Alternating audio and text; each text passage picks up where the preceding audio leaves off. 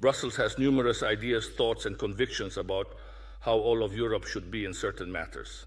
Now, the war is like this too. Now everyone is supposed to be pro-war, but we are not. So that's why we have a conflict with Brussels. And Brussels is doing everything it can to ensure that there is a pro-Brussels government in Hungary. This is the fundamental dimension of Hungarian politics. Of course, there is the left and the right and the pro-market and the pro-state redistribution and the tax raisers and the tax cutters. These are all important issues. But within the basic coordinate system, I can place for myself what is happening in Hungary today. It's about the fact that there are forces serving Brussels. Some may do so out of conviction, that's possible. Some do it for money.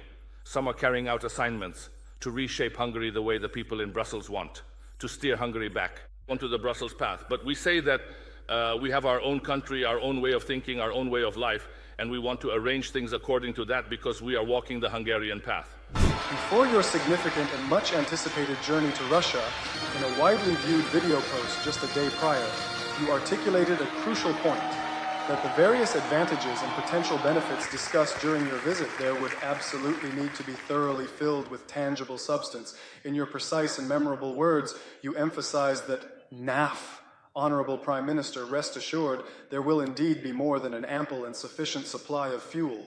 In fact, there will be an abundance far exceeding what is merely enough to meet all demands and requirements. Once again, I wish you all the very best, my truly honorable Mr. Foldi Erves. I did indeed arrive on that rather long and somewhat arduous Moscow-Nyiregyhaza flight.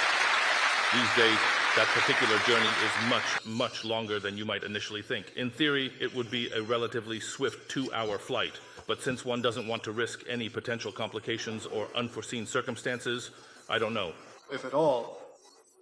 If circumstances had aligned perfectly and all the necessary arrangements had been successfully made, we would undoubtedly have the distinct pleasure of your esteemed presence right here with us, in person, sharing in this momentous occasion. Your physical attendance would truly enhance the experience for everyone involved, making it a far more memorable and engaging event than it otherwise would be.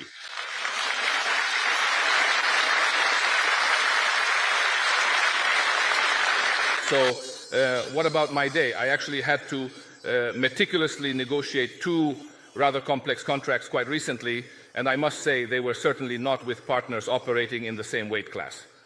One particular negotiation was conducted in America, where the objective was to earnestly ask them to carefully reconsider their stance, to graciously grant a crucial exemption from the impending sanctions that, in the coming period, will undoubtedly affect the vital energy supplies provided by certain specific Russian companies. Then, I also needed to diligently keep a watchful eye on the child in Romania, ensuring everything was in order, from Bulgaria and from Serbia.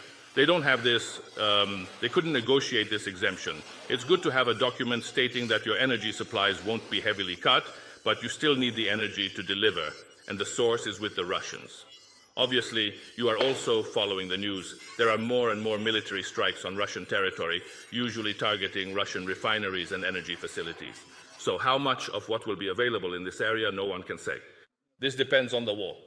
What we needed was to get a guarantee, for you to get a guarantee from the Russian president that no matter what happens in Russia, the quantities we contracted for, both gas and oil, will arrive in Hungary, even in winter and throughout the next year.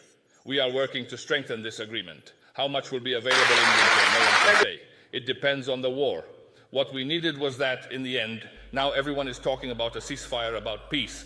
If, in the end, when all this turmoil settles down, we find ourselves in a situation that brings peace, security, continuous military protection, and opportunities for economic development for Hungary, if the war ends here, if this is the outcome of the peace negotiations, then that's good. I'm not involved in the peace negotiations because I can't control myself, or because I don't have enough work to do at home. I do, as you just heard from Gergo Bujas, look at how many programs we're running. First-time home ownership, tax reductions. I have plenty of work to do here at home. I believe that Hungarians need to get involved in these peace negotiations. We need to be there so that in the end, when a new European security system is established, it doesn't turn out to be something that's bad for us. And for that, you have to be at the table. If you're not at the table, you're on the menu. That's the reality. What do I expect in the coming period? This is where you can understand why it was important beyond ensuring that Hungary has the lowest utility costs in all of Europe. We needed American approval for that right now. We have secured that. So what else is this about? It's also about the fact that just look at what the people in Brussels are doing to us. We're among ourselves here, so we can talk about this openly, right? You see, the people in Brussels want a pro-Brussels government in Hungary. It causes a lot of trouble in Brussels that Hungary has its own national interests, and we are not willing to subordinate Hungary's national interests to the interests of some kind of Brussels bureaucracy. The best example of this is migration. They have decided that they will turn all of Europe into a continent of immigrants. Why they came to this conclusion would deserve a separate lecture, but that's the decision they made. So migrants are not breaking in there, they are being let in. They are being managed into those places, to use such an ugly expression, because if they didn't want them there, they wouldn't be there. Because if Hungary can manage not to have them here, then they could do the same, and then they are bigger than us. The reason is not that they don't want to solve it. And they decided that Europe would become a continent that accepts immigrants. We Hungarians discussed this issue among ourselves. In fact, we are the only ones where it wasn't the elite who decided what should happen, but we talked it over with each other. There was even a referendum, and we said, people, this will decide not only the fate of our grandchildren, but also the fate of their grandchildren. This is not something that can be decided by a government that has just been elected and is in office. By the decision of 11 or so members of a government. It was a matter for a referendum. The Hungarians decided, and I was among them, that we would not become an immigrant country. This is contrary to what Brussels represents. They are doing everything they can to make the entire continent a welcoming immigrant continent, but we opted out of this, and I could give you many more examples. For instance, the whole gender issue, the rejection of what I consider to be unnatural education. In Hungary, we respect the laws and values of natural upbringing, but they envision a European continent where, as we see it, if deviance and its various forms, and I don't need to elaborate on these, you know what I'm talking about, right? All sorts of strange things, not only become accepted parts of European life, but are also taught to our children at a young age as the right way to live. So I consider this an attack against our own children, against our grandchildren.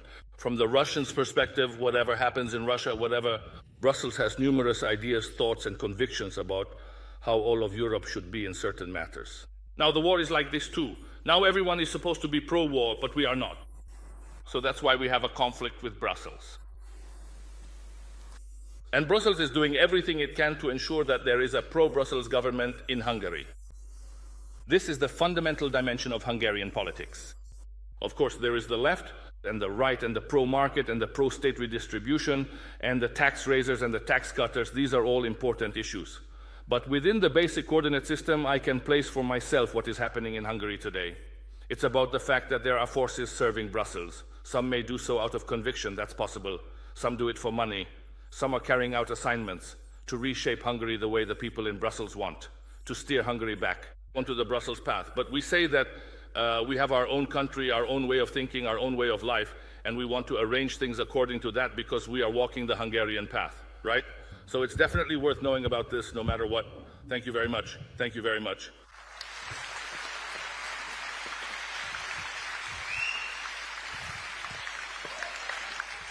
Greetings, my dear friends.